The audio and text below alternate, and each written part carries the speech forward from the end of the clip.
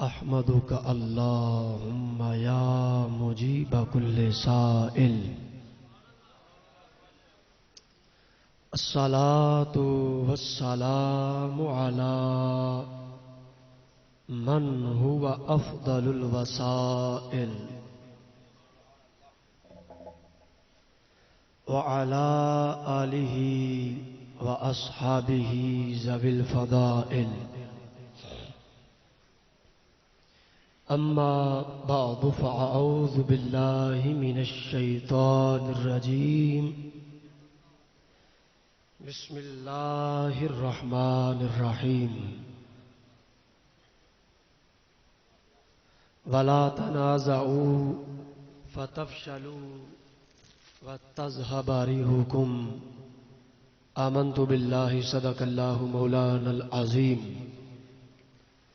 وصدق رسوله النبی الکریم الامین، ان اللہ وملائکته یصلون علی النبی یا ایہا الذین آمنوا صلوا علیہ وسلموا تسلیما۔ بآواز بلند محبت نہ سارے دوست پڑھو الصلاۃ والسلام۔ کوئی زبان خاموش نہ رہے، محبت نہ پیچھے والے بھی پڑھو بلند آواز، الصلاۃ والسلام علیک یا رسول اللہ وعلی آلک واصحابک یا حبیب اللہ۔ منفعت ایک ہے اس قوم کی، نقصان بھی ایک۔ منفعت ایک ہے اس قوم کی، نقصان بھی ایک۔ ایک ہی سب کا نبی، دین بھی رمضان بھی ایک۔ حرم پاک بھی، اللہ بھی، قرآن بھی ایک۔ کچھ بڑی بات تھی کہ ہوتے مسلمان بھی جو ایک۔ انتہائی واجب الاحترام، قابل صد احترام حاضرین و سامعین، مہمانان زیباکار، منتظمین محفل، السلام علیکم ورحمۃ اللہ وبرکاتہ۔ جیسا کہ آپ احباب نو معلوم ہے، اج دی یہ محفل پاک بسلسلہ ماہ رمضان المبارک دے عنوان تو انعقاد پذیر ہے، جس دے اندر بندہ انہاں چیز نو حاضری دا شرف حاصل ہو رہا ہے، اور میں شکر گزار ہاں محترم المقام جناب طاہر صاحب اور محمد عباس صاحب دا کہ جنہاں نے محبت فرمائی اور بندہ انہاں چیز نو مدعو کیتا۔ دیگر دوست احباب جنہاں نے مل کے اس محفل پاک دا اہتمام کیتا ہے، اللہ تعالیٰ سب نو اپنی پاک بلند بارگاہ جو اجر عظیم عطا فرمائے۔ بس چند لمحات تو بعد علامہ صاحب تشریف لے آن گے اور خطاب فرمان گے۔ میں چند منٹ تاڑ نال گفتگو کرنی ہے، خطاب تے علامہ صاحب بھی فرمان گے اور نہ خطاب انہوں آندہ ہے، بس چند سدیاں سدیاں گلاں کرنیاں نے، تے نہ واہ واہ کروانی ہے، تے نہ میں تنوں کہنا ہے دوویں ہاتھ چکو، ایک ہاتھ چکو تے اچھی ساری آکھو سبحان اللہ۔ اے میں تنوں نہیں کہنا اور نہ ہی میرا یہ ذوق ہی، سمجھ آ رہی ہے؟ گل کرن دا مقصد ہے کہ تسی ایڈی دوروں سفر کر کے اپنی نیند گوا کے آئے ہو، اور اگر یہ تو کچھ لے کے بھی نہ جاؤ تو فائدہ کوئی نہیں آؤندا۔ اس واسطے چند گلاں کرنیاں تواڈے نال تے توجہ میرے وال رکھنی ہے، اور اسلام دے مزاج نو سمجھنا ہے کہ اسلام دا مزاج کی ہے، کیونکہ آج سانو پتہ نہیں کہ اسلام دا مزاج کی ہے۔ لوگوں نے اسلام دے مزاج نو بگاڑ دیتا ہے۔ اج ممبراں دے اتے جناب باندر نچ رہے نے، سنت رسول دے نال مذاق ہو رہے ہیں۔ مداری مزاج ملا ممبراں تے آ گئے، رافضیت مائل لوگ ممبراں تے آ گئے اور آ کے دین دا رخ ہی بدل دیتا۔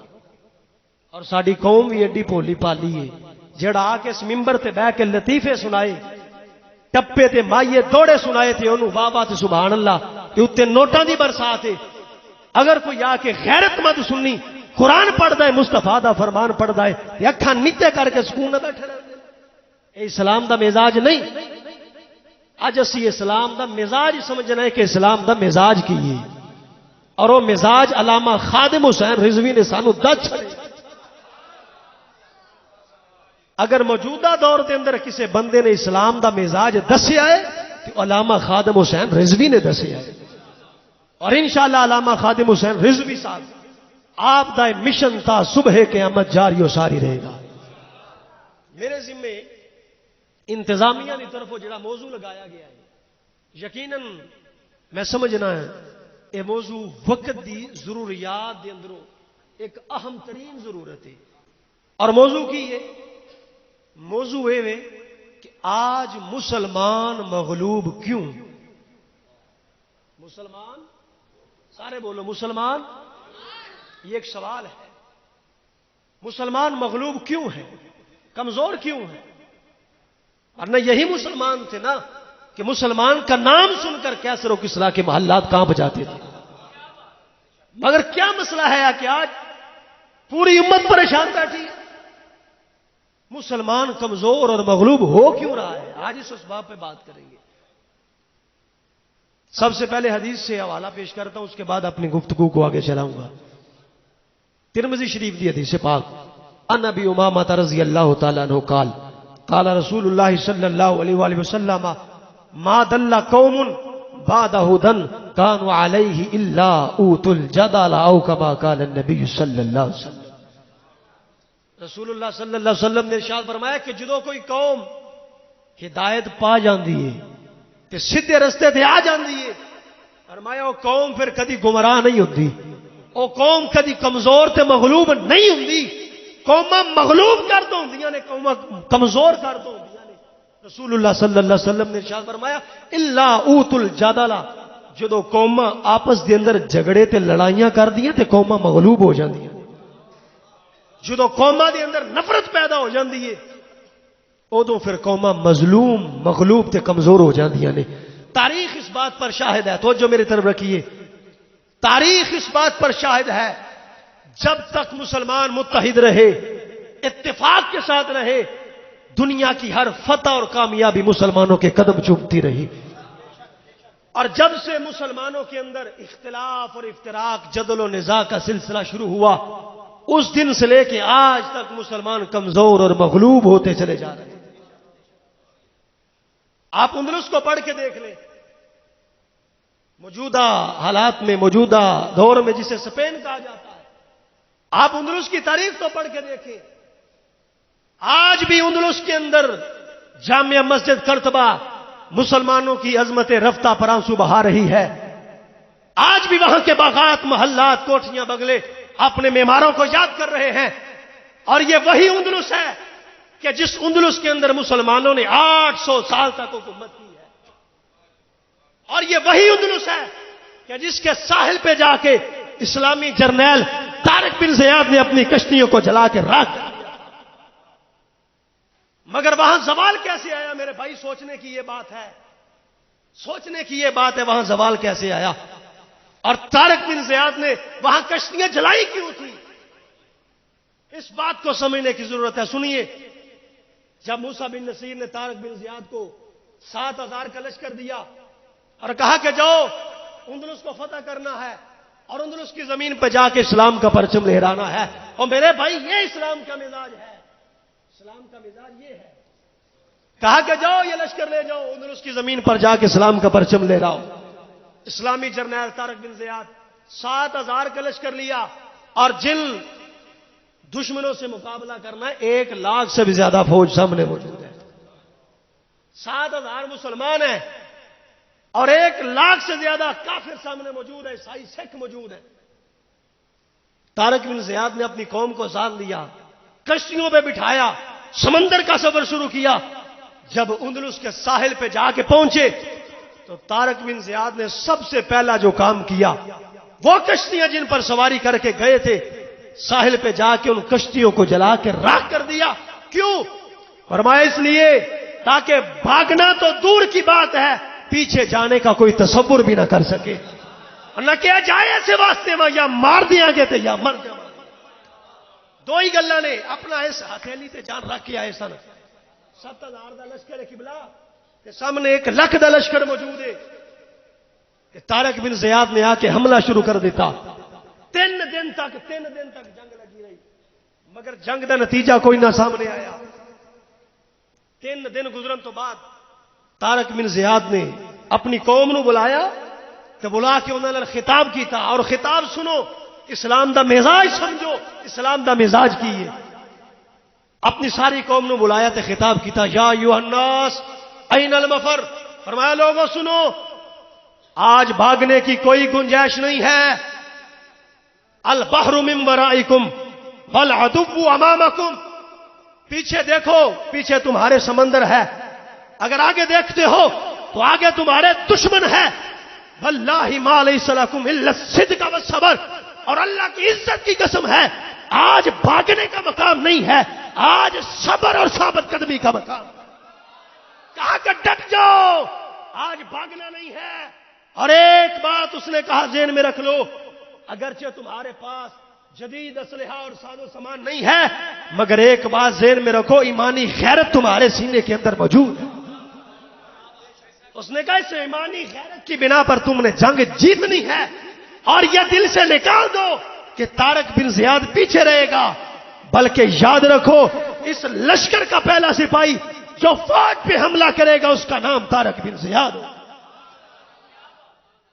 پھر چشمے فلک نے وہ منظر دیکھے.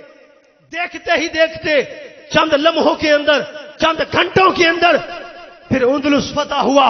اور طارق بن زیاد نے سانس اس وقت لیا تھا جب اندلس کی زمین پر اسلام کا پرچم لہرا دیا.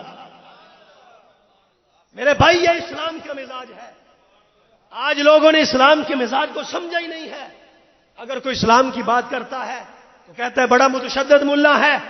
اگر اس دور کے اندر اسلام کے مزاج کو سمجھ کے اگر کسی نے اسلام بیان کیا تو علامہ خادم حسین رضوی نے کیا. اللہ اکبر. قومیں جس وقت آپس میں لڑتی ہیں میرے بھائی، اور سنو، اور پھر 800 سال تک جب اندلس فتح ہو گیا، 800 سال تک مسلسل مسلمان وہاں حکومت کرتے رہے. مگر اچانک وہاں زوال کیسے آیا؟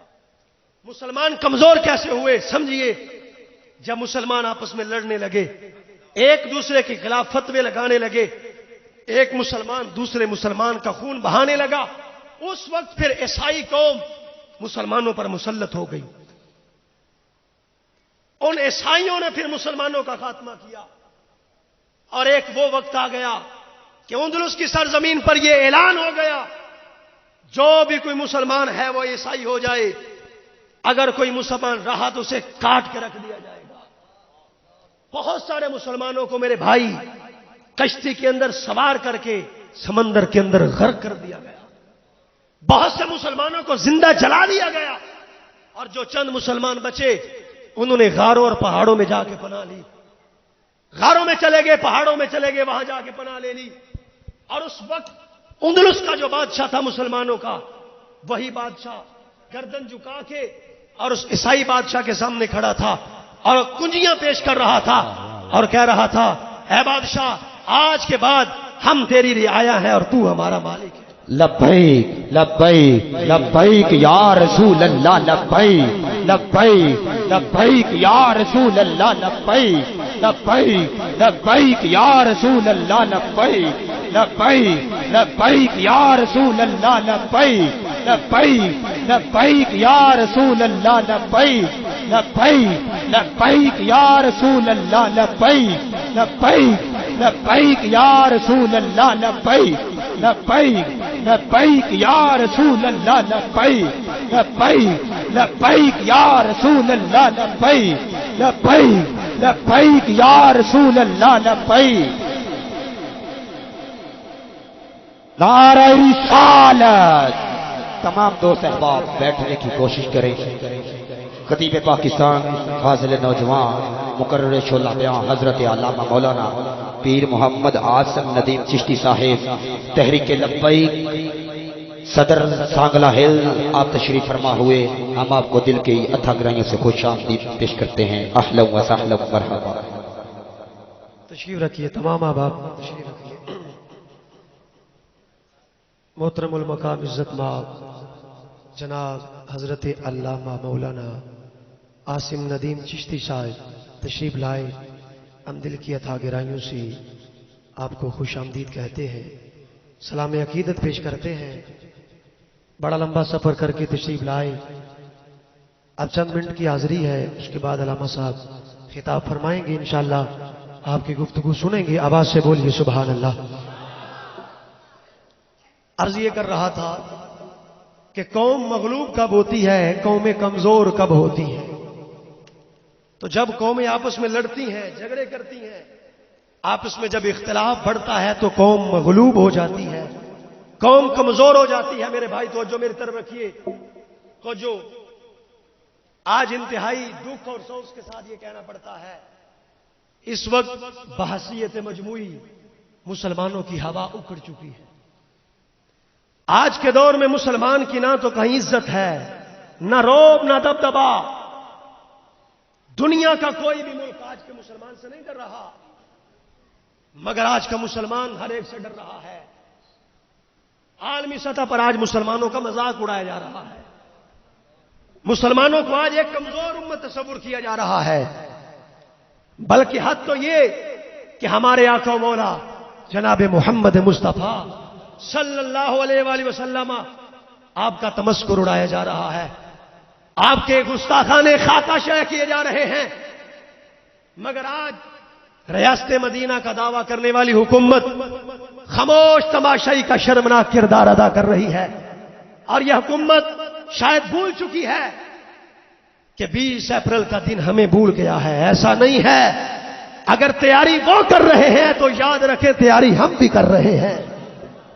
ہمیں 20 اپریل کا دن بھولا نہیں ہے، ہم آپ اپنے آقا مولا جناب محمد مصطفیٰ صلی اللہ علیہ وسلم کی ناموس کے لیے اپنے بچے کٹا سکتے ہیں، اپنی جوانیاں لٹا سکتے ہیں، مگر اپنے آقا و مولا کے ساتھ بے وفائی نہیں کر سکتے۔ آج شرعام امہات المومنین کی گستاخیاں ہو رہی ہیں، اسلام کے پہلے جانثار صحابہ کرام ان کے خلاف کتابیں لکھی جا رہی ہیں۔ ایسا ہو کیوں رہا ہے میرے بھائی؟ اس کی وجہ یہ ہے کہ عالمی سطح پر مسلمانوں کو ایک کمزور امت تصور کیا جا رہا ہے۔ وہ مسلمان جس کا نام سن کر کیسر و کسرا کے محلات کانپ جاتے تھے، کفر کی بڑی بڑی سپر طاقتیں لرزہ برندام ہو جاتی تھیں، آج اس مسلمان سے اسرائیل کا بھاولا درندہ بھی نہیں ڈرتا۔ بلکہ نوبت یہاں تک آ پہنچی ہے کہ آج مسلمانوں کو ان کی عبادت گاہوں میں عبادت کرنے سے بھی روکا جا رہا ہے۔ بابری مسجد کا جو تقدس پامال ہوا وہ کس سے مخفی ہے؟ میرے بھائی صاحب کے سامنے ہے۔ کشمیر کے اندر رضا عصمت کو تار تار کیا جا رہا ہے، اور امریکہ اسلام کا بدترین دشمن آج مسلمانوں کی دھجیاں اڑا رہا ہے۔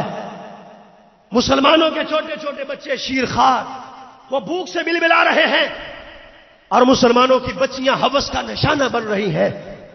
آج جہاں بھی دیکھو، فلسطین میں دیکھ لو، برما میں دیکھ لو، کشمیر میں دیکھ لو، ایران میں دیکھ لو، افغانستان میں دیکھ لو، مسلمان بدترین مظالم کا شکار ہوئے ہیں۔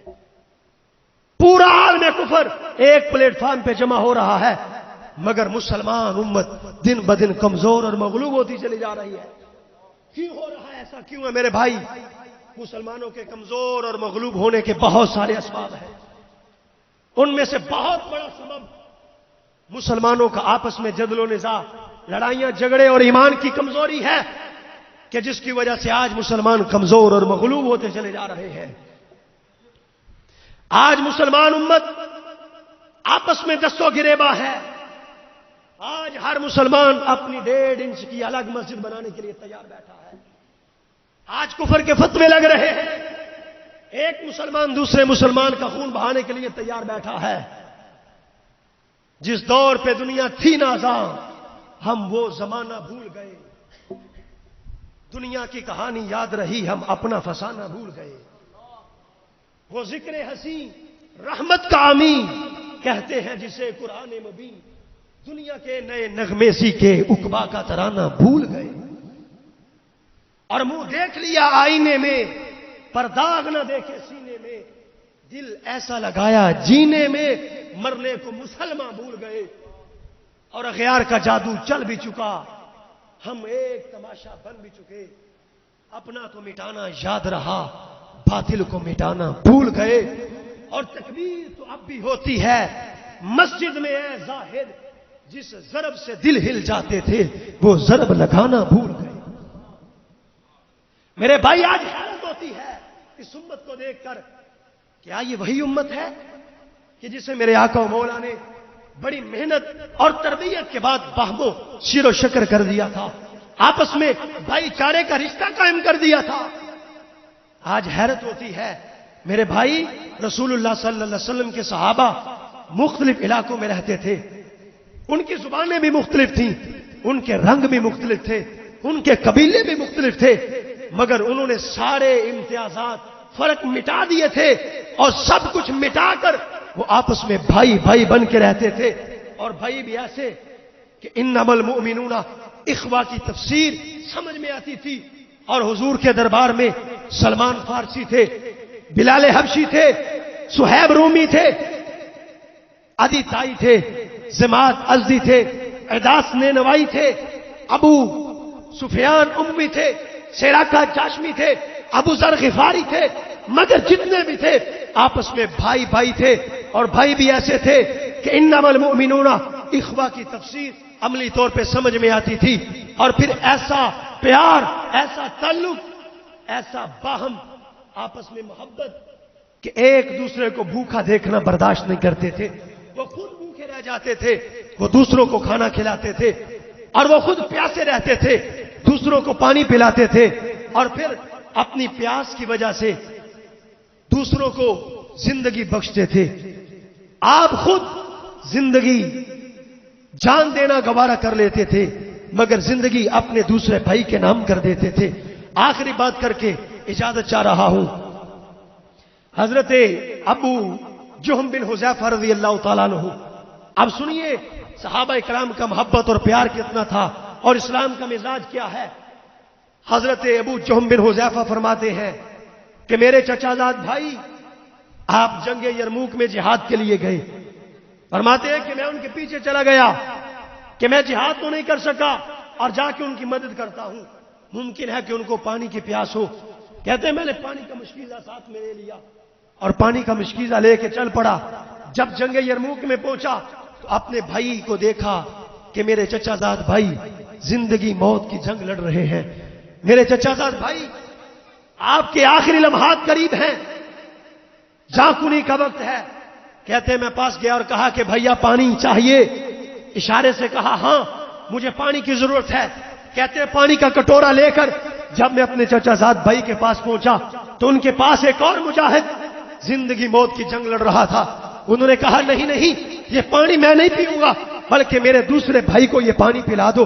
کہتے ہیں وہ پانی لے کے اس کے پاس گیا، جب میں ان کے پاس گیا انہوں نے پانی پکڑا، اپنے لبوں کے قریب کیا تو ان کے پاس ایک اور مجاہد پڑا ہے، وہ پانی پانی کے نعرے لگا رہا ہے۔ اس نے کہا میرے بھائی یہ پانی میرے بھائی کو دے دو، یہ پانی میں نہیں نوش کروں گا۔ کہتے ہیں وہ پانی لے کر میں دوسرے مجاہد کے پاس پہنچا، جب میں اس کے پاس پہنچا تو میری حیرت میں اور اضافہ ہو گیا۔ جب قریب پہنچتا ہوں پانی کا کٹورا اس کے لبوں کے قریب کیا تو اس کی جان نکل چکی تھی۔ کہا میں واپس دوڑا کہ دوسرے مجاہد کو جا کے پانی پلاتا ہوں۔ کہا جب دوڑتے ہوا ابو العاص کے پاس آیا تو کیا دیکھتا ہوں ان کی بھی روح پرواز ہو چکی ہے۔ کہتے ہیں پھر دوڑتا ہوا اپنے چچا زاد بھائی کے پاس آیا اور دیکھ کے حیران ہو گیا، میرے پاؤں سے زمین نکل گئی، میرے چچا زاد بھائی بھی جام شہادت نوش کر چکے۔ یہ میرے بھائی اسلام کا مزاج ہے، اور ہمارے اسلام کی حالت تو وہ تھی جو کسی شاعر نے لکھی ہے کہ کباؤں میں پیوند پتھر شکم پر، کباؤں میں پیوند پتھر شکم پر، قدم کے تلے تاج کسرا و کیسر، غزانہ نے جو وہ بھی کم تر میسر، مگر ہاتھ میں زورے تسخیر خیبر۔ کبھی اہل ایمان کی پہچان یہ تھی، کبھی اہل اسلام کی شان یہ تھی۔ میں اپنی گفتگو کا اختتام اقبال کی نظم پہ کر رہا ہوں. اقبال نے جب امت مسلمہ کی اس حالت زاری کو دیکھا تو اقبال تڑپ پڑا اور تڑپ کے کہتا ہے کہ کون رکھے گا ہمیں یاد اس دور خود غرضی میں، کون رکھے گا ہمیں یاد اس دور خود غرضی میں. حالات ایسے ہیں کہ لوگوں کو خدا یاد نہیں. ہم کون ہیں، کیا ہیں، بخدا یاد نہیں. اپنے اسلاف کی کوئی بھی ادا یاد نہیں ہے. اگر یاد تو کافر کے ترانے ہی بس ہے، اگر نہیں یاد تو مسجد کی صدا یاد نہیں. اور بنت حوا کو نچاتے ہیں سرے عام محفل میں، بنت حوا کو نچاتے ہیں سرے عام محفل میں. کتنے سنگ دل ہیں کہ رسم حیا یاد نہیں. اور آخر میں اقبال نے اپنا فلسفہ دو لفظوں میں نچوڑ کے رکھ دیا.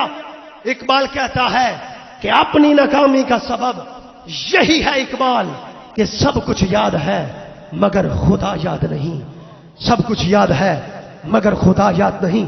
اب بلا تاخیر دعوت خطاب کے لیے میں ملتمس ہوں محترم المقام عزت مآب حضرت علامہ مولانا عاصم ندیم چشتی صاحب، آپ اپنے خوبصورت انداز سے خطاب فرمائیں.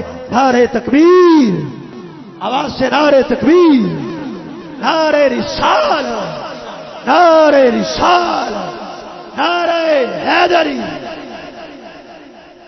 جی جی جی سبحان اللہ، ماشاءاللہ.